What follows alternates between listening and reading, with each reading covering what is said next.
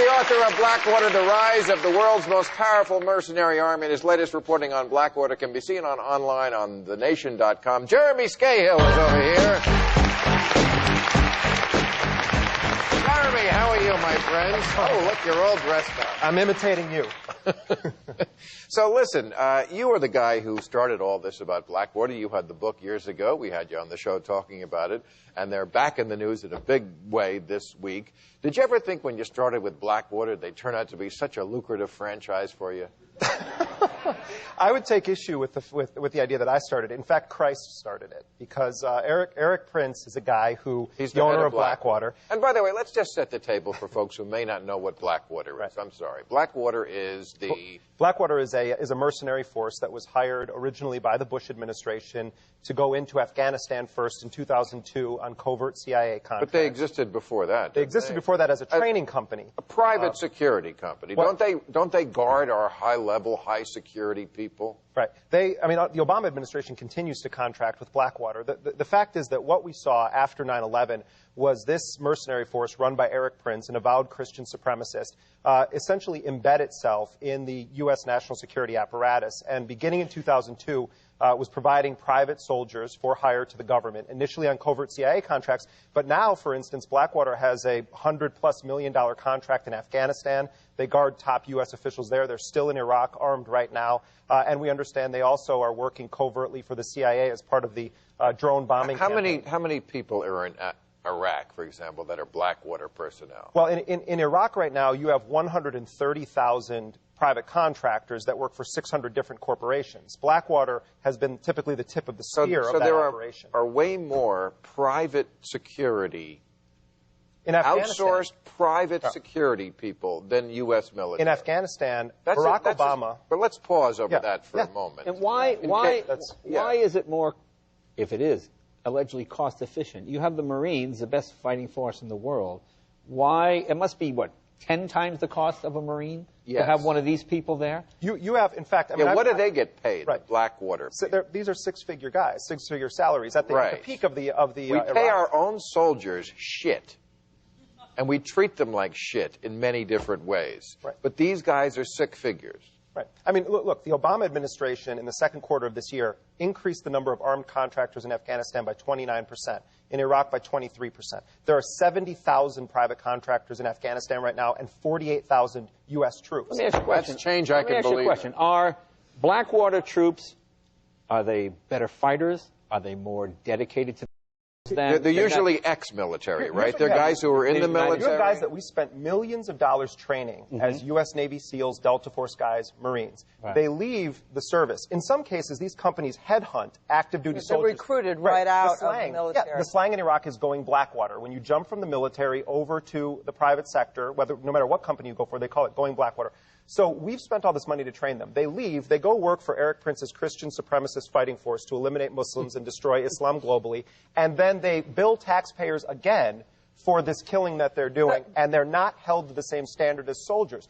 The Bush administration made sure that they were immune from any prosecution. They were an armed wing of the administration, and unfortunately it continues under Obama. Here's the other thing you should know. It really masks the scope of the wars that we're involved in, because we don't even count them when they die. So when we talk about casualties, when private contractors are killed or are engaged in battles and they are killed, we don't even count them.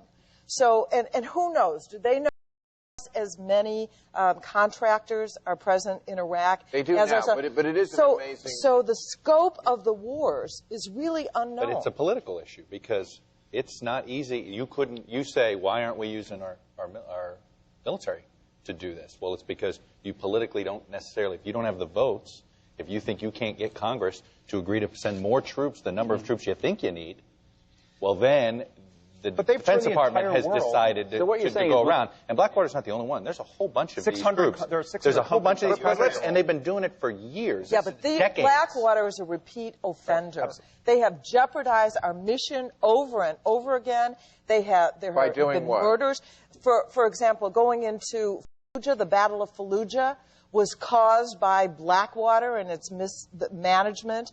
Remember those four? Yes, they were hung. private. Yeah. Okay. How about 17 Iraqis killed in Nisour Square a couple of years ago? We had a murder, no prosecutions. But I could see people saying they're in a war zone. Yeah. These are and that's an important point here, Bill. They're in a war zone. The U.S. military investigated the Nisour Square massacre. They were on the scene right after this shooting took place.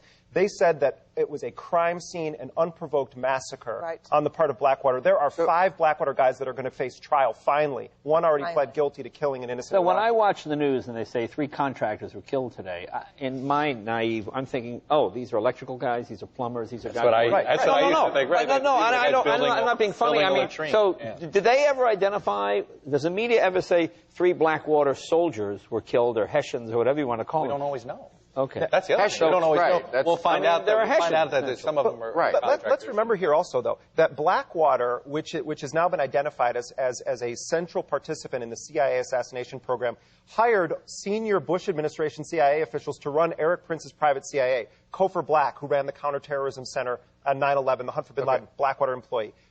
Robert Richer, former deputy director of operations, Enrique Rick Prado. They have a private CIA working for the U.S. government and simultaneously working for foreign governments. Let me get to the story. Why are you still alive? Are you paranoid? No, I'm serious. I mean, it's an amazing book that you've written. I'm curious that, that guy had another guy we did more with. Oh, he's dead. What happened? He had an accident. I mean, and here are the... Do you sort of, I mean, do you... There are actually accusations. Iraqi and Afghan people that are forced to face down against them when, I'm sorry, the U.S. Congress does nothing to stop it, and journalists have done nothing to hold the White House accountable now, Chuck, or under Bush. This has not been an issue, and yet it constitutes more than half of the fighting force in Afghanistan. And Iraq right now, no, it's fine. I know. I represent everybody. Yeah, Chuck. No. Chuck. I believe comedians have had no part. None. Comedians have played no role in any of this. No, but Chuck, you called it political catnip to talk about the CIA and Cheney's role in this because it distracts from the important issues. This is a central issue, and you called it cable catnip. Because what happens and what is it going to get turned into? A political food fight where you can't get anything done. Congress would not be able to get any prosecutions done. And worse yet, the prosecution that you would want to have, the prosecution that would get done. But the prosecution that you would like to see would end up, and if it gets, and you don't get it, and then you find out that it provides some immunity farther along, and you find out you can't try these folks? But how can Secretary Clinton go to Kenya and say, well, we need to have accountability for past crimes there when we can't hold our own torturers accountable? And Obama says, let's look forward, not backward. You prevent future torture by prosecuting past acts of torture. Okay, but let me... It's not funny. I'm not saying it's not funny. It's easy to say this. Right. Ask her how hard it is politically. All right, let me get to the Blackwater, because this week had Blackwater news. That's why you're here. Not that we don't love you. And by the way, the American people are also held accountable on this, which is that 2 former Blackwater employees came forward, right? And they have interesting, gossipy stuff about murder, child prostitution, wife swapping, and dollar blowjobs. Well, let's start with the dollar blowjob. I got a phone call from a woman who worked at Blackwater a few years ago who told me that there was this wife swapping going on at Blackwater, and sure enough, now it shows up, and she's not the one who said this. 2 former Blackwater employees said that there was a wife swapping ring going on at Erik Prince's North Carolina compound. But the very serious allegation that you're asking about is that at Blackwater's headquarters in Baghdad, they bring in prostitutes to service the Blackwater men, some of whom are underage girls. And the allegation is that Erik Prince, the owner of Blackwater, has actually gone there and is aware of the fact that they are using child prostitutes. This is according to 2 sworn affidavits of former Blackwater employees. And look, the U.S. uses slave labor across the board in Iraq. The U.S. Embassy was built in part on slave labor, that massive 80 football field-sized compound there. Yeah, they $1. I just think it's wrong. And you're accusing me of cable catnip. Yeah, and you'll be heading over with a bag of singles. I know, Bill. Yeah. But there are more serious allegations than these people say that Erik Prince views himself as a Christian crusader. Yes, that's the really scary part. Okay. Is that, when this 9/11 happened, Bush, in his infinite non-wisdom, used the word crusade, forgetting that Christian and Muslim tension has been going on for 1,000 years. But this is a real crusader. Let me ask you something. I mean, Blackwater troops come in this side, American troops come in this side. Who has precedent? Who takes command? If the American commander says, no, we don't move any more forward than this, can Blackwater totally disregard the commander? And They are not under the military chain of command. They literally are a paramilitary force that answers to one branch of government Right. and is not held accountable by the other branches of government. I believe this is Okay. unconstitutional, the use of these forces. Speaking of unconstitutional,